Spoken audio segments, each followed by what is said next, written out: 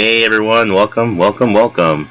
This is the NJDJN month-end online live stream, and I just want to say happy October, everybody. We're just getting into the month of October. We've got a great meeting coming up next week. We're going to talk about that in a little bit, and I wanted to just sort of get back into this routine of monthly online live streams, even though this one's a week behind the original scheduled date, and I apologize for that because we had a last-minute call come in, so of course we've got to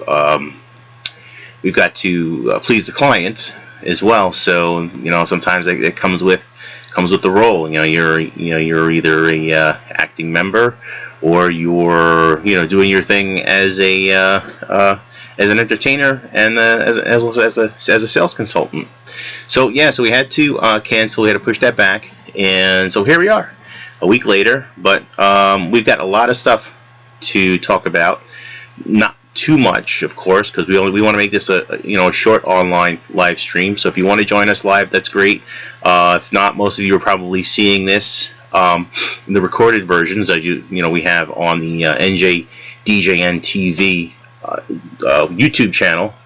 So let me get into a couple of things here that we want to talk about. And first thing I'm going to do is I'm going to show you our new tell me if you can't see me here. Let me just go to the next page. And alright, so yeah, we did an update earlier to our XSplit video broadcasting software, and I was doing some research during the week, and I was looking at other options. Of course, there's always the sort of the hunt to find the perfect software, and so we found a few things here and there. Of course, unfortunately, I'm using a PC, and a lot of really great software is on Mac, and I'm not really a Mac user. I don't have a Mac, but there are two good, decent software for PC-based systems, and the XSplit software is one of them. So, I'm going to tread lightly because a couple of the meetings in the past, we've always had some kind of either some choppiness or some latency, and it could be laptop performance. But we're going to look for some of that as we go back and test this out. And then if this works out well, then later on we'll start looking at bringing on guests and guest speakers right here onto this format. Let me just jump over to a screen here. You can't see it, but it's I can see it from where I am. So this is going to be our new look for our online meetings, and this way, when you're on the YouTube, eventually what I think I'd like to do is maybe make these little boxes to the left here. I'd like to make those make sure that goes away. Okay, good. Yeah, all right. There was something on the screen that I saw on a delay, and then it went away. So anyway, you'll see the boxes, and so our first one we're going to talk about for our purposes for the meeting is our October meeting. So let's get into some of the details of that. Of course, the date is going to be Tuesday, October 11th at 7 p.m. There was a error on the newsletter 2 weeks ago, so I apologize for that.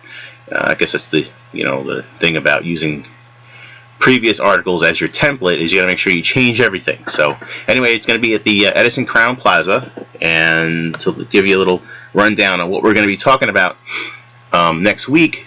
First off, we're going to reveal the new banner. I've got to actually call the sign place to make sure that it will be ready, because either myself or Randy will be picking it up, and of course I'd like to have Randy pick it up because she's got to pay the treasurer has to pay the bill. Anyway, so we're going to reveal that early on. We also have to take care of officer nominations, and we'll talk about a little bit about that in a few seconds. But I also wanted to, of course, remind everyone that the keynote presenter is going to be Mike Walter, and he's going to be presenting his More Keys to a Great DJ and MC Performance, and it's going to be sort of a branch off to what he talked about in AC. So he's got some more great information for us for next week. And just to go back a little bit about the officer nominations. So of course we're going to be nominating, as we do every year, candidates. And if we don't have any, we'll just keep, we'll keep going. I mean, I have planned to keep going with what we're doing. I've got we've got everything planned for 2017. Great, some ideas that we've been building on. We just want to, continue to advance, build membership, continue to have, great events, and so on. So anyway, I'll be, I'm the current president. So, of course, hopefully someone will nominate me for 2017. We've got Vice President George Panzita, our Treasurer Randy Ray, and our Secretary is Mardi Gras. And, of course, the Financial Secretary position is still open. There's actually some inquiry about that. And the thing I just want to remind everybody is for inquiries, for nominations, we'll go over the guidelines and some of the requirements. Some of it, of course, has to do with how long you've been an NJDJN member to be able to be nominated. Of course, if there's a candidate that we'd like to put in that role, there may be some appointing rules that we could look through in the bylaws and then go from there. So just a few things about next week's nomination. So I hope we get people there, a good crowd, so we can have the do our nominees and making sure that you guys are there to let your voices be heard, and also pick your leadership. So anyway, so after the monthly meeting, we're going to have our annual Terror Behind the Walls event, and this is going to be, our goal is to get the Tuesday, October 18th at 7:30 p.m. And the reason I say that is that we need 20 people to get a group rate, and for the group rate, it's going to be $18 per person, as opposed to everyone going out there and individually buying the tickets from the website. If you've ever been to the website, let me see if I can't bring it up, but I could read it off to you. www.easternstate.org/Halloween, and I will share that link down below in the description for details. So if you watch this and you say, oh, how do I get to that website, we'll just look into the description, and I'll add that after the session. So the thing about this site is that you're able to look for things like parking information, because that's important. And let's see if I have, it's not on the next page, but I just want to briefly just say, hey, you know what, there's a lot of information on that website if you want to go look. There might even be some optional packages and things. I've noticed them before. I can't find them now, but there are some things you could do to for add-ons. Now, parking, I would strongly suggest going on the website, buying them in advance, because to pay $20 when you get there, as opposed to or you can just pay $13 online and buy them in advance. So our goal is to get the 20 people for the group rate. So far, we've got 9 participants confirmed, and what I'm hoping to do is get the tickets this week, be able to get the October 18th date that we prefer, and at 7:30 p.m. and then bring those tickets. However, if I have to print them out online or if I get them by the mail, this is actually my first time coordinating it. It used to be someone else doing it, so I took it just for the sake of picking up some of some of the work toward this, because some of our usual members were a little tied into other things, so they needed some help, so I stepped in. We want to get the $18 per person, and the reason that of course it's a great deal. Otherwise, if you buy them individually, there's a $4.75 service fee for each ticket, and for the group rate, there's no extra $4.75. So for a regularly priced $19 per person individual ticket, plus the $4.75 on top of that, you're looking at $23.75.